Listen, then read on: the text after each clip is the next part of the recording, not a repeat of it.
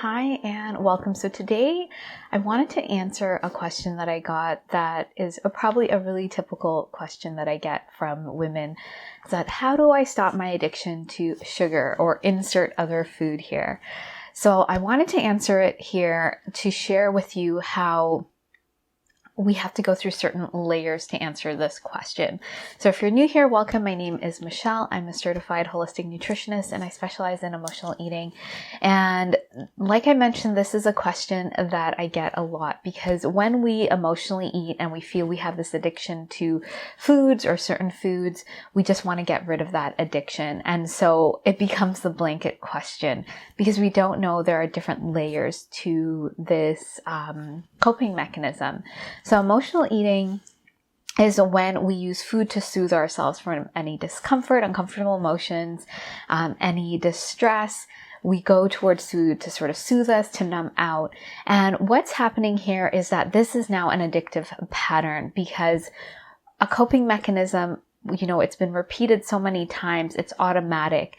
And so now we kind of impulsively go to these foods. It is an addictive pattern, and it's similar to other addictive patterns like using social media or drinking or over-exercising. Anything we do and in our body, we can tell it feels like a craving. It feels like we're not in control. We're not making a conscious choice.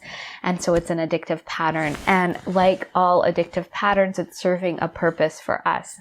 And so it's helping us deal with our lives. And so on the surface, what we're seeing is that we are addicted to certain foods. But what's under that are so many layers. And like I mentioned, emotional eating is this addictive pattern, this coping mechanism we've developed, and it usually has its roots in childhood. And so we need to understand what's really going on here. Whenever we have an addictive pattern to something, it's giving us a payoff. It's giving us sort of, in a way, the thing that we want, but not in a true way. So when we emotionally eat and we use food, we're getting some kind of soothing. We're not having to feel the discomfort of what's going on for us. It's giving us a little bit of relief. But as you know, that relief is not enough for the consequence of those actions. So the clients that I work with, and even when I was emotionally eating, the consequence of using food to soothe and numb out is feeling out of control and, choosing foods that are not going to soothe your body long term. And it's choosing foods that are not going to give you long-term sustainable health. So we're usually going towards processed foods. We're eating copious amounts of foods when we're not truly hungry. And that's impacting our health, not only in terms of weight, which is also a main thing we notice, but in terms of our digestion, in terms of our mood, our self-confidence, our self-esteem, inflammatory conditions, acne. We could have PMS cramps. There's so many things that go along with this pattern. And I experience a lot of these with my emotional eating. So when I was going through my emotional eating, some of the symptoms when I look back that I had was, of course, I was using food to soothe and numb out when I was feeling low moods, but then I'd choose foods that made me spiral into those moods even more. Low self-esteem. Physically, I had a lot of, I had acne, I had digestive issues, I had a really terrible PMS and lower energy. And so the list just went on. And as I started to clean up my emotional eating, I could take care of my health in a better way and connect the dots. And so this question of I have this addictive pattern to sugar or whatever food, we have to look at this in layers because now we know this is a coping mechanism and it's an addiction. It doesn't mean, sometimes out there it's like, let's just take the food away. Let's just take the substance away. But what that's doing is just opening up this gateway for us to transfer this. So I've had clients that, have smoked most of their lives. All of a sudden they stop and now they're an emotional eater. So we just transfer our addictions if we don't get to the true root. And so for food, we can't just take food out of our life. We can't just, food is legal. It's everywhere.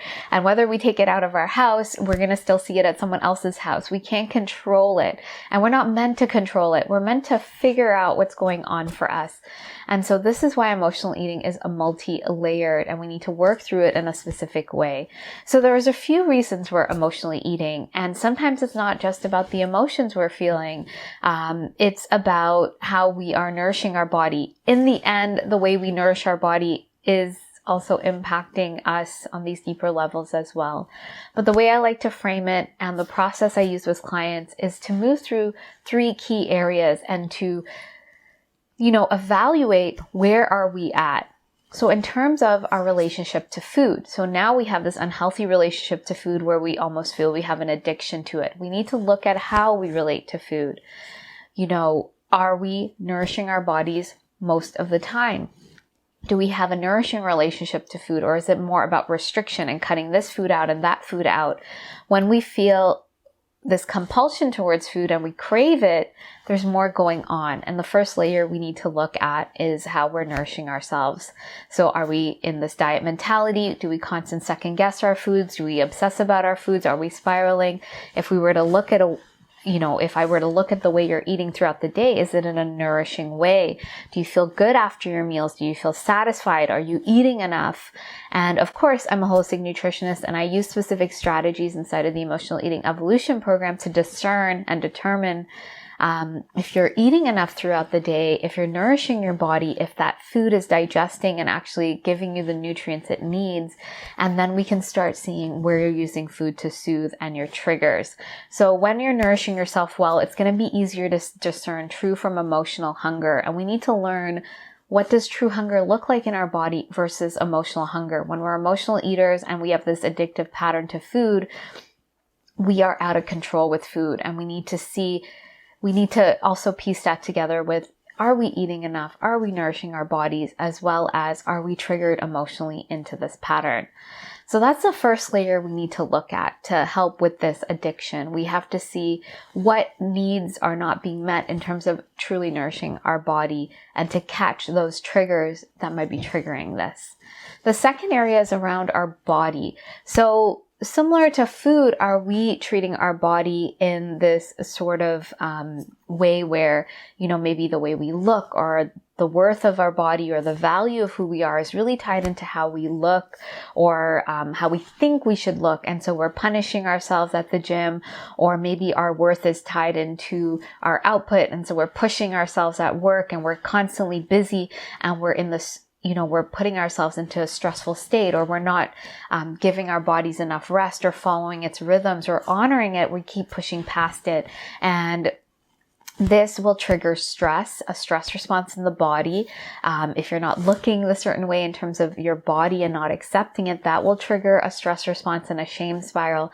And that will push us into emotionally eating, because when this discomfort comes up, we go towards food.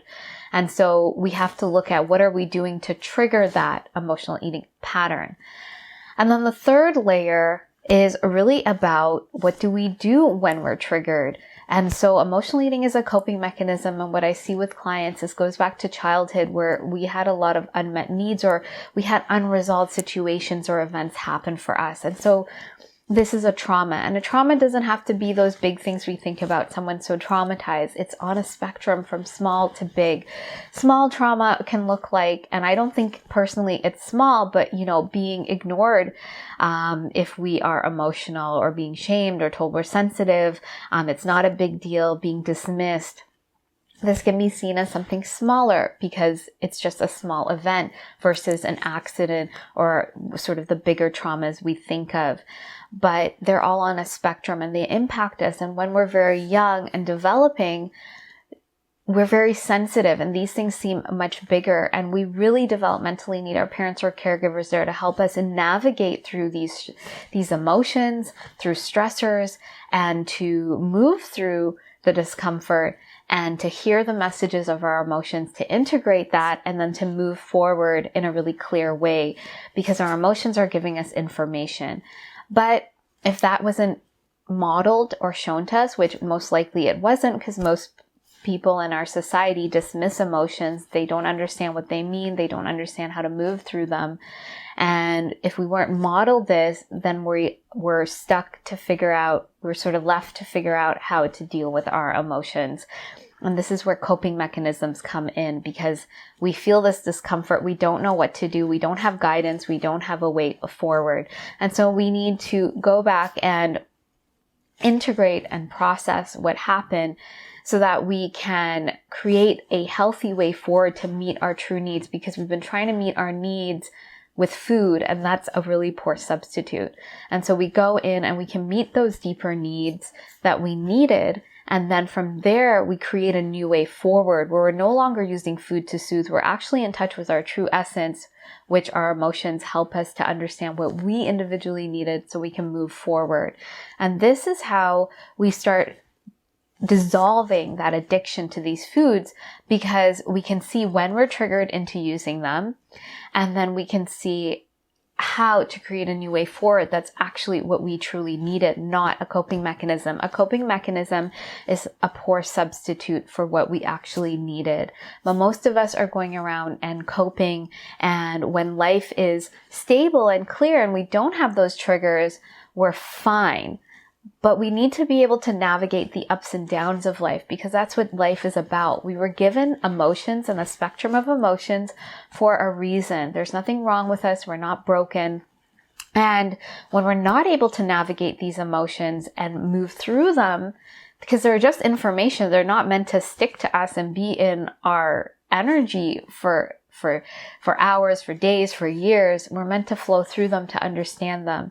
And when we don't know how to do this and they stay within us, they put us in a stress response. So our body is now in a chronic state of stress, which turns on, dis-ease. It turns on stress. It turns on digestive issues, inflammatory conditions, acne, down the road, cancer, all of these things. It doesn't make us feel at ease in our body. It leads to, and also weight gain is there. When we shift it and we start moving through life, the ups and downs, we're not staying in the stress response chronically and over time. We're shifting it as it happens within, a few minutes, or, max. I wouldn't even say if it's like we move through it. We can move through it so much more quickly and have a resolution and keep going back to understand what that emotion is telling us. And then we are going to be more in a rest and digest state, in a calmer nervous system where we turn on health, we turn on better digestion, better mood, more ease, more clarity, more confidence, releasing weight we don't need. And that is how we shift this pattern and dissolve it. So there are many pieces happening here, but as we move through this, we start navigating and seeing what's really going on for us. It's not about simply removing a food from your life. It's about navigating it, because when you get in touch with yourself on all of these levels, in terms of food, your body, and your emotions, that food will not soothe that discomfort. It won't be able to be a band-aid anymore, and you'll navigate your life and be able to create that healthy relationship to food, your body, and your emotions, and not have this craving, because your true needs will have been met. And this leads to peace and ease and confidence in your body around food and in your life. So if what I've shared with you today is resonating, let me know. If you'd like to dive deeper, you're interested in the Emotional Eating Evolution Program, I will leave the link for that below. So the Emotional Eating Evolution Program is a step-by-step methodology on how to resolve your emotional eating from the root so you can finally feel confident in your body and around food. It has lots of support, guidance, coaching, in-depth somatic meditations to help you move through this. This is a transformational process to resolve your emotional eating. It's not a band-aid. It's not a quick fix. It's not a tip. It's about actually meeting your true needs so you can get the results that you want sustainably. So if you're interested in that, again, the link is below. If you'd like to see if this program would be a good fit, or you have more questions on sort of what are the missing pieces for you, you can also book in an emotional eating clarity call.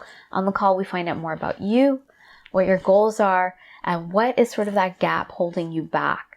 And so this is really great for you to have an expert's eyes on your process to see what are the missing pieces.